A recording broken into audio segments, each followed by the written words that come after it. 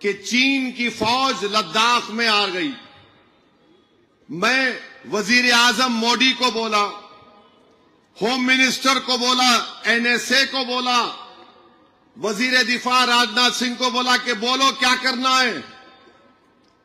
माने उस हमारी जो पेट्रोलिंग पॉइंट है वहां पर आ गई चीन की फौज। आधा घंटा, 1 घंटा, 1.5 घंटा, 2 घंटे के ऊपर हो गया। ये मैं नहीं, आर्मी चीफ लिख रहे हैं, कैरावान मैगजीन ने उसको छापा, उस किताब के इख्तिसाबात को।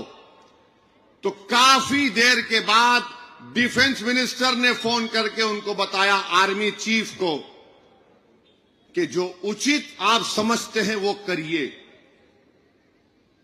अगर मेरे घर के अंदर फर्ज करिए कोई बीजेपी वालों का घर है, लैंड ग्रैबर उसमें घुस गए, तो उन्होंने हैदराबाद में पार्टी प्रेसिडेंट को पूछते क्या करूं, क्या करूं, क्या करूं,